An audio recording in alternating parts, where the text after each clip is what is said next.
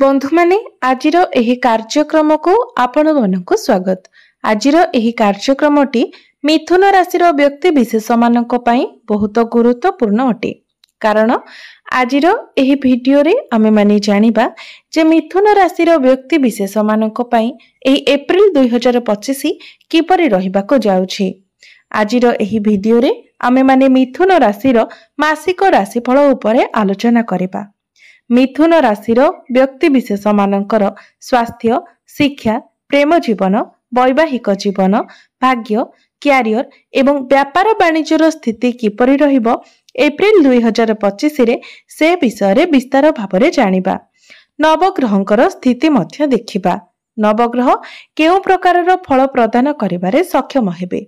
एहा सहित अशुभत्व प्रदान करुथिबा ग्रह मानक पई किछि विशेष प्रतिकार मध्य जानिबा। तो बंधु माने सेथिपाई आपणकर जदि मिथुन राशि होई थाए तेबे वीडियोटी को स्किप न करी शेष पर्यंत निश्चय देखंतु एवं वीडियोटी को लाइक करी चैनल को सब्सक्राइब करी दियंतु। कमेंट बॉक्स रे भक्ति एवं श्रद्धार सहित जय श्री जगन्नाथ निश्चय लिखंतु। तो बंधु माने आसंतु आरंभ करिबा आजिर एही कार्यक्रमटी को जहाकी जन्म राशि एवं चंद्र राशि उपरे आधारित अटे। तेबे राशि चक्रर 12 गोटी राशि मध्यरु तृतीय राशि हेउची मिथुन राशि। तेबे आपणकर राशिर अधिपति हेउचंती बुध। तेबे मासर आरंभ रे आपणकर प्रथम भावरे विराजमान अछंती मंगल, चतुर्थ भावरे विराजमान अछंती केतु, दशम भावरे विराजमान अछंती सूर्य, शनि, राहु, शुक्र एवं बुध एवं आपणकर द्वादश भावरे विराजमान अछंती देवगुरु बृहस्पति। तो बंधु माने सर्वप्रथमे आसंतु जानि नेबा आपणकर स्वास्थ्य किपरि रहिबो एप्रिल 2025 रे। तेबे कुंडलीर प्रथम भावटी होइथाय आपणकर स्वास्थ्यर भाव, इम्यूनिटी सिस्टम रो भाव एवं आपणकर प्रथम भावर अधिपति हेउछंती बुध, जे कि आपणकर दशम भावरे विराजमान अछंती। दशम भावरे बुध नीचत अछंती, मात्र नीच भंग राजयोगर निर्माण करुछंती, अर्थात तांकर नीचता धीरे धीरे समाप्त हेबाकु जाउछि। तो बंधु माने जेहेतु बुध राहुंक सहित विराजमान अछंती तेणु आपणकर स्किन रिलेटेड किछि प्रॉब्लम देखा देई पारे। एहा सहित आपणकर मुंड बिंधा बळी मध्य समस्या देखा देई पारे। आपणकर माइंड उपरे अधिक प्रेशर पड़िबा कारणरू आपणकर मुंड बिंधा बळी समस्या देखा देबो। एहा सहित गुरु आपणकर द्वादश भावरे थिबा हेतु डाइजेस्टिव प्रॉब्लम किछि देखा देबो। तो ए सब प्रति आपण यत्नशील हेबा उचित। तेबे ए सब छोट छोट कथा प्रति आपण ध्यान रखंतु। एहा व्यतीत अन्य कोनोसी गंभीर समस्या आपणकर स्वास्थ्य रे देखा जाय नाही। एबे आसंतु जानिबा आपणकर शिक्षा क्षेत्र किपरि रहिबो एप्रिल 2025 रे। विद्यार्थी मानक पई किपरि रहिबो एप्रिल मासटी। तो कुंडलीर पंचम भावटी होइथाय आपणकर शिक्षार भाव। आपणकर पंचम भावर अधिपति हेउछंती शुक्र, जे कि आपणकर दशम भावरे उच्चस्थ अछंती। तो एप्रिल मासटी आपणकर पाठ पढ़ा पई एपरी गोटे मास अटे जो मासरे निश्चित भावरे आपणकर पाठ पढ़ारे किछि गोटे बड़ करि पारिबे। जदि आपण कोनोसी एडमिशन नेबा पई चाहुछंती तो एही एप्रिल मासटी आपणक पई बहुत भल रहिबो। पाठ पढ़ा को नै आपण कोनोसी बड़ डिसिजन नै पारंती, कोनोसी फॉर्म फिलअप करि पारंती। तेबे बंधु माने शुक्रंक सहित आपणकर दशम भावरे सूर्य, राहु, शनि एवं बुध मध्य विराजमान अछंती।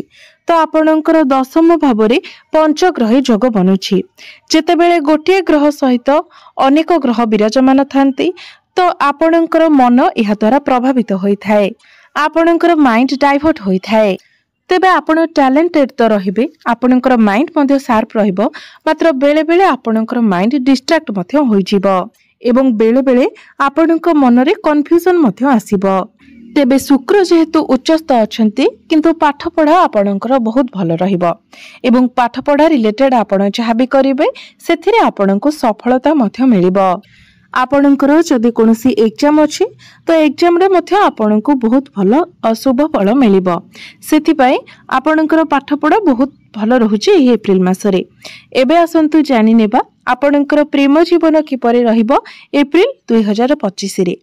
तेबे कुंडलीर पंचम भावटी आपणकर शिक्षार भाव हेबा सहित पंचम भावटी मध्य होइथाय आपणकर प्रेम जीवनर भाव एवं संतानर भाव।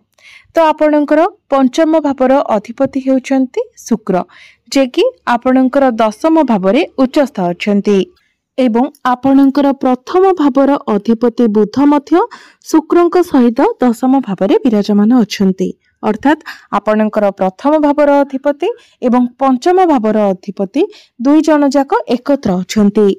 बंधु माने जेतेबेले आपणकर प्रथम भावर अधिपति एवं पंचम भावर अधिपति एकत्र रहिथांती तो यह आपणकर प्रेम जीवन पाई बहुत शुभमय होइथाए।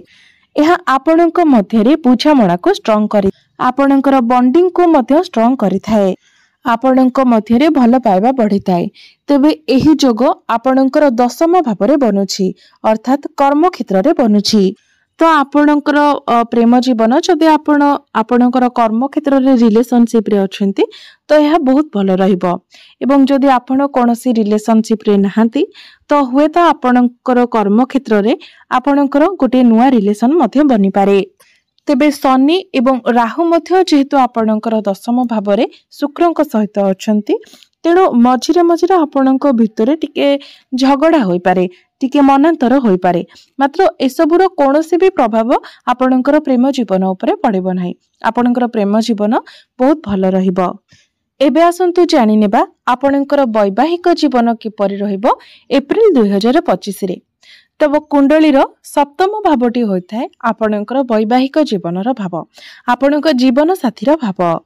तेबे आपणकर सप्तम भावर अधिपति हेउछंती देवगुरु बृहस्पति, जे कि आपणकर द्वादश भावरे विराजमान अछंती। तेबे बंधु माने 15 मई पर्यंत आपणको आपणकर वैवाहिक जीवन उपरे विशेष ध्यान रखिबार अछि। कारण 15 मई को गुरु निजर राशि परिवर्तन करी आपणकर प्रथम भाव को अर्थात लग्न को चलन करिवे। सेतेबेले आपणकर वैवाहिक जीवन रे जहाँ भी किछि समस्या रहिछि से सब दूर होई जिवो। तो बंधु माने जेबे ठारो गुरु आपणकर द्वादश भावरे रहिछंती आपण लक्ष्य करूथिबे आपणकर वैवाहिक जीवन रे किछि ना किछि प्रॉब्लम्स आसुथिबो, नचेत आपणकर जीवन साथींकर स्वास्थ्य रे मध्य आपणको किछिटा प्रॉब्लम देखिबाको मिलुथिबो। जेहेतु गुरु आपणकर सप्तम भावर अधिपति होई आपणकर द्वादश भावरे गोचर करूछंती। जदि एपरि किछि समस्या न हेउछि तो आपणक जीवन साथींकर ओजन बढ़िबार आपण लक्ष्य करि पारुथिबे। तांकर मोटापण धीरे धीरे बढ़ुथिबो। लिवर डाइजेशन एसबुरे किछिटा प्रॉब्लम देखिबाको मिलुथिबो। तेबे 15 मई को गुरु जेतेबेले निजर राशि परिवर्तन करिवे तो सेतेबेले एसबु धीरे धीरे ठीक होई जिवो। तेबे एप्रिल मासरे आपणकर वैवाहिक जीवन एवरेज रहिबो।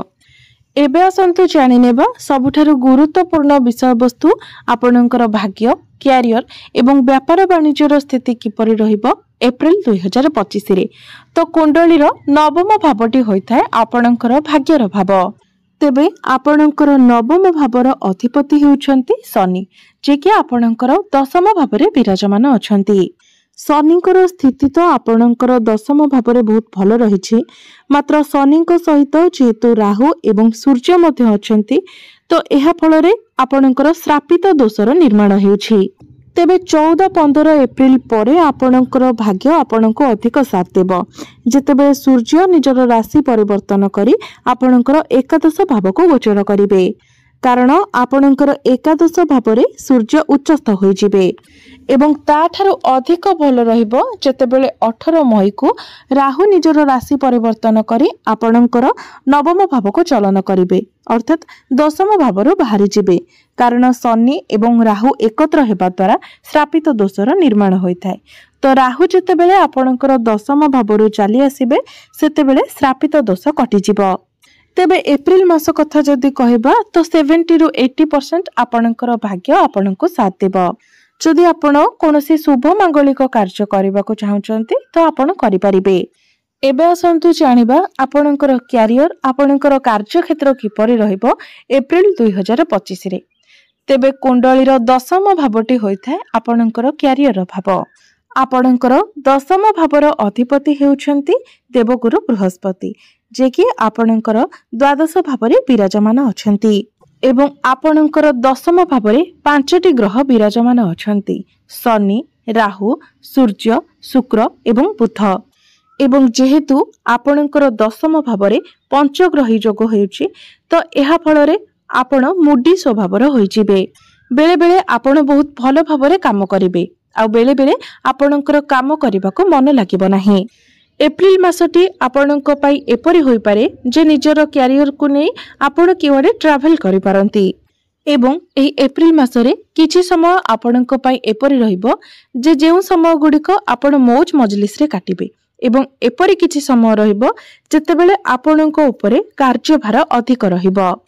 तेबे ता परे भी से कार्य गुडिको आपण निज हिसाब रे करिनेबे। तेबे जेउमानक निकटरे कोनोसी चाकरी नाही एवं आपण चाकरी पई प्रिपेयर हेउछंती तो 14-15 एप्रिल परे आपणको चाकरी मिलिबार बहुत अधिक संभावना रहुछि। कारण 15 एप्रिल को सूर्य निजर राशि परिवर्तन करी आपणकर एकादश भाव को चलन करिवे। सेतेबेले एकादश भावरे सूर्य उच्चस्थ होई जिवे, जहा फलरे आपणको चाकरी मिलिबार संभावना अधिक बढ़ी जिवो। तो चाकरी पई आपण निजर चेष्टा जारी रखिबा उचित। एवं बिजनेस रो कथा जदि कहिबा तेबे बिजनेस पई एप्रिल मासटी आपणक पई बहुत भलो रहिबो। बिजनेस रे आपणकर ग्रोथ हेबो, फाइनेंशियल प्रॉफिट हेबो। बिजनेस रे आपण किछि नुवा नुवा आइडिया लगाई पारंती, बिजनेस को आगो को बढ़ाइबा को चिंता करि पारंती। कारण बुध एवं शुक्र आपणकर दशम भावरे बहुत भलो स्थिति रे अछंती। एहा व्यतीत मंगल आपणकर एकादश भावर अधिपति होई आपणकर केंद्र रे अछंती, जहा फलरे आपणकर बिजनेस रे आपणको बहुत अधिक लाभ प्राप्ति हेबो। तो एबे आसंतु जानि नेबा किछि प्रतिकार विषय रे, जे प्रतिकार गुडिक करिबा तरा आपणकर जहा किछि अशुभत्व रहुछि से सब खंडन होई आपणको अधिक शुभत्व प्राप्ति होई परिबो। तेबे सेथि पई आपण प्रत्येक दिन हनुमान चालीसार पाठ करंतु, प्रत्येक दिन विष्णु सहस्र नामर पाठ करंतु एवं प्रत्येक दिन आपण बुधंकर बीज मंत्र मध्य 108 थर जप करंतु एवं प्रत्येक दिन आपण उदित सूर्य को तंबा पात्र रे जलार्घ्य अर्पण करंतु। निश्चित भावरे आपणको अधिक शुभत्व प्राप्ति होई पारिबो। तेबे बंधु माने आपणकर जीवन मंगलमय हेउ, एहा ही ईश्वरंक निकटरे मोर प्रार्थना। धन्यवाद।